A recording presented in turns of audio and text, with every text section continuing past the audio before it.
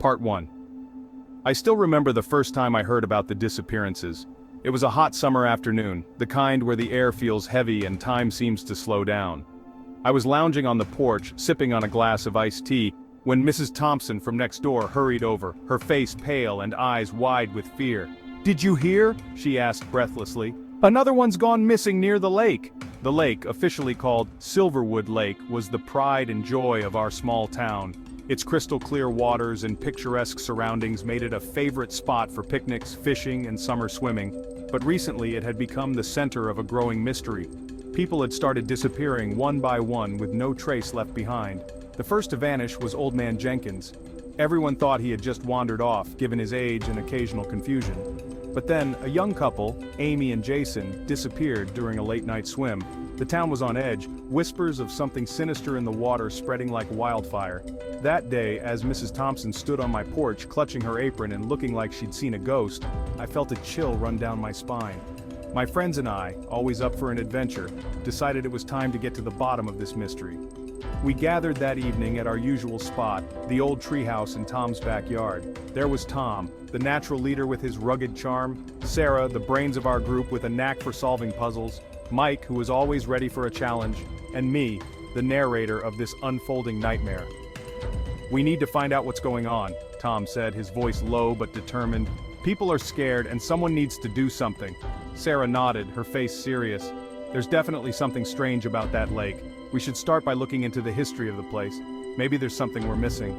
Mike, ever the skeptic, shrugged. "Or maybe it's just a coincidence. People disappear all the time."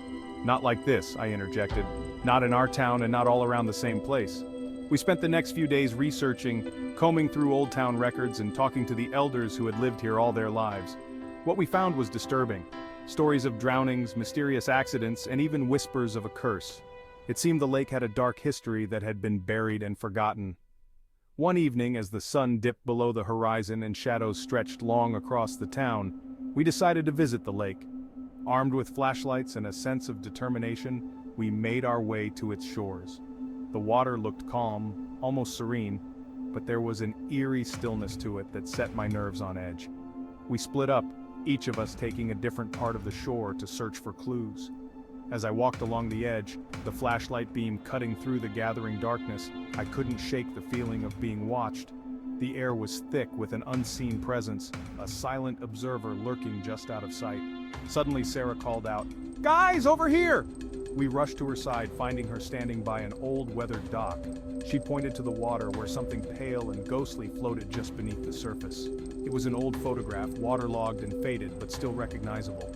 It showed a young woman standing by the lake, her face a mix of sadness and anger. Tom picked up the photo, examining it closely. "Who is she?" he wondered aloud. Before anyone could answer, the air grew colder, and the surface of the lake began to ripple. We watched in stunned silence as a figure emerged from the water. A woman with long, flowing hair and eyes that seemed to burn with a cold, vengeful fire. She stared at us, her presence both mesmerizing and terrifying. Then, just as quickly as she appeared, she vanished back into the depths, leaving us standing there shaken and filled with a newfound fear. The lake was hiding something old and angry, and it was clear that it didn't want us there. As we made our way back to town, the weight of what we had seen settled heavily on our shoulders. We had uncovered the first piece of the puzzle, but it was only the beginning. The lake's secret was far darker and more dangerous than we had ever imagined, and we were now entangled in its deadly grasp.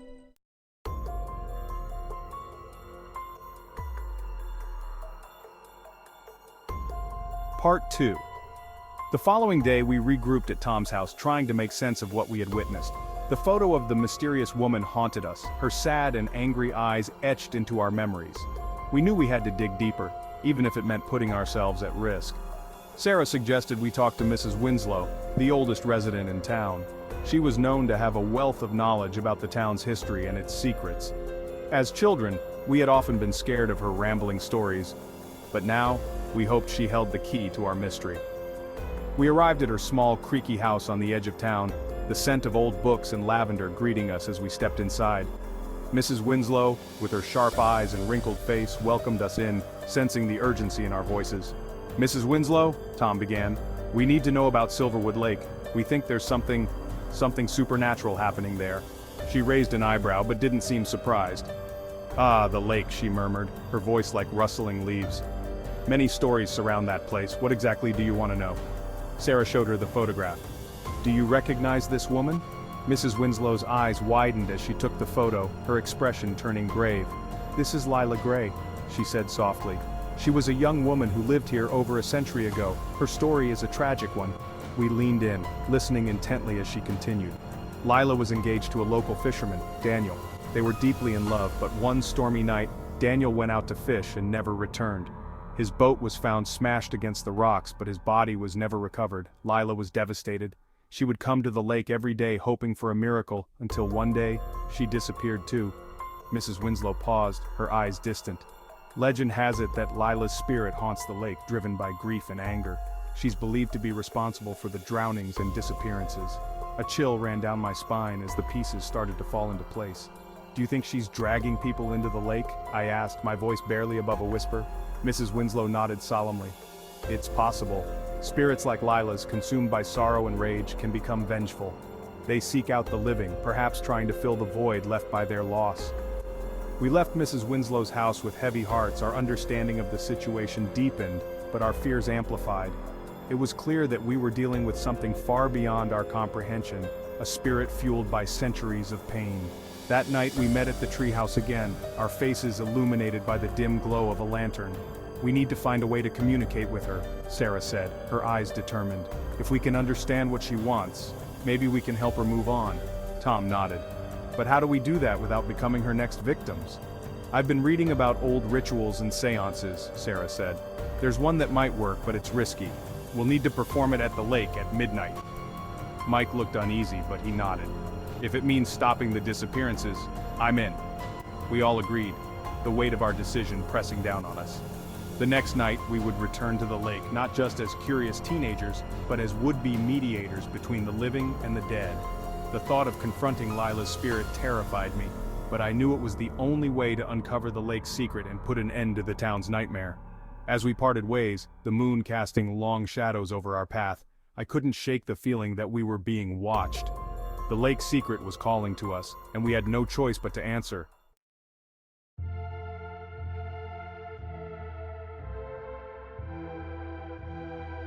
Part 3. The night air was thick with tension as we approached Silverwood Lake. The moon hung low in the sky, casting an eerie glow over the still water. Our flashlights flickered as we walked, the beams slicing through the darkness. None of us spoke, the gravity of what we were about to do weighing heavily on our minds. We reached the old dock where we had seen Lila's spirit and set up for the seance. Sarah laid out candles in a circle and placed a small, worn book in the center. The book, she explained, contained ancient rituals for communicating with spirits. She lit the candles, their flames dancing in the slight breeze, and began to read the incantation aloud. At first, nothing happened. The lake remained silent, the water undisturbed, but then the air grew colder, and a mist began to rise from the surface of the lake. We huddled closer together, our eyes fixed on the mist as it slowly took shape. A figure emerged, Lila Gray, her eyes burning with a mixture of sorrow and rage. She floated above the water, her gaze locked onto us. The air was thick with her presence, a suffocating blend of grief and fury. "What do you want?" Sarah called out, her voice trembling but steady. Lila's eyes narrowed, and she raised a hand pointing towards the shore. "Justice," she whispered, her voice echoing across the water. "They must pay." "Who?" Tom asked, his voice barely above a whisper. Lila's form flickered, her face contorted with pain. "Those who wronged me. Those who took Daniel from me." We exchanged confused glances. "Who took him?" I asked, stepping forward. "Who do you want justice against?" The mist around Lila thickened, and she seemed to struggle, her form wavering.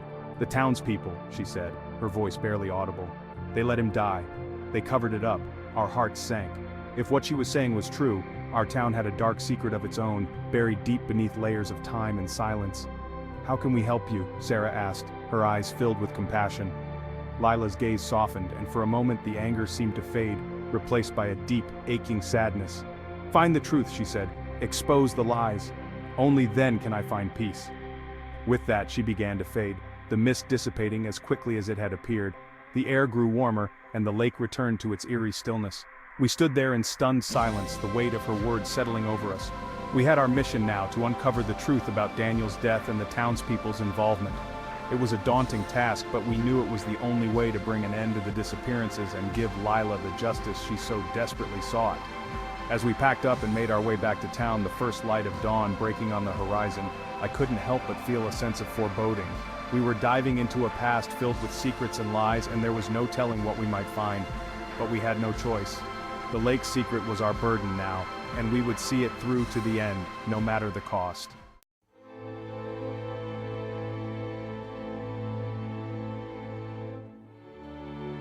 Part 4.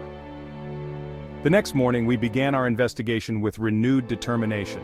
Our first stop was the town hall, where we hoped to find records that could shed light on the events surrounding Daniel's disappearance. We scoured through old newspapers, council minutes, and personal diaries donated by residents over the years. After hours of searching, we found a series of articles and letters that painted a grim picture. Daniel had indeed gone out to fish on a stormy night, but his death was not an accident. There were whispers of a conspiracy among the townspeople, something about a dispute over land and money. Daniel had uncovered illegal dealings that threatened to expose several prominent figures in the town. Fearing the fallout, they had orchestrated his demise and covered it up, painting it as a tragic accident. Lila had discovered the truth, but before she could bring it to light, she disappeared. It was clear now that the town's leaders had a hand in both Daniel's and Lila's fates, their actions driven by greed and fear. Armed with this new information, we knew we had to act. We decided to confront the descendants of those involved, hoping to bring the truth to light and finally lay Lila's spirit to rest. We started with the mayor, whose great-grandfather had been the town's sheriff at the time. Gathering our courage, we approached the mayor's office. The confrontation was tense. We presented our findings, the old letters and articles detailing the conspiracy and its consequences. The mayor's face paled as he read through the evidence, the weight of his family's sins pressing down on him. "I had no idea," he said, his voice shaking. "This has been hidden for so long. What do you want me to do?" "Tell the truth," Tom said firmly. "Hold a town meeting and reveal everything. The people deserve to know what happened, and Lila deserves justice." The mayor agreed, and a meeting was scheduled for that evening. As the sun set, the townspeople gathered in the community hall, curiosity and concern etched on their faces. The mayor stood at the front, visibly shaken but resolute. "My fellow townspeople," he began, "I have called this meeting to share something deeply troubling. Our town has a dark secret, one that has haunted us for over a century.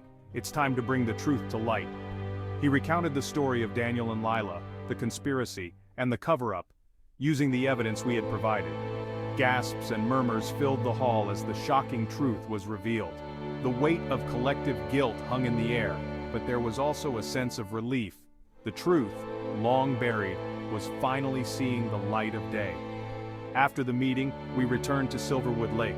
The air was still, the water reflecting the moonlight like a mirror. We gathered by the old dock, holding hands, and called out to Lila. "Lila, we've done as you asked," Sarah said softly. "The truth is out. You have your justice." The lake began to ripple and Lila's spirit emerged once more. This time her eyes were filled with gratitude and peace rather than anger and sorrow. She looked at each of us, a gentle smile on her lips. "Thank you," she whispered. "You've set me free." With that she slowly faded, her form dissolving into the mist. The air grew warmer, and the oppressive feeling that had hung over the lake lifted. We knew then that Lila had found peace, and the curse that had plagued our town was finally broken. As we walked back to town, a sense of calm and fulfillment washed over us. We had uncovered the lake's secret, faced its dangers, and emerged victorious. The disappearances stopped, and Silverwood Lake became a place of beauty and serenity once more. Our bond, forged in the fires of this harrowing experience, remained strong. We had faced the unknown and triumphed, forever changed by the secrets of the lake.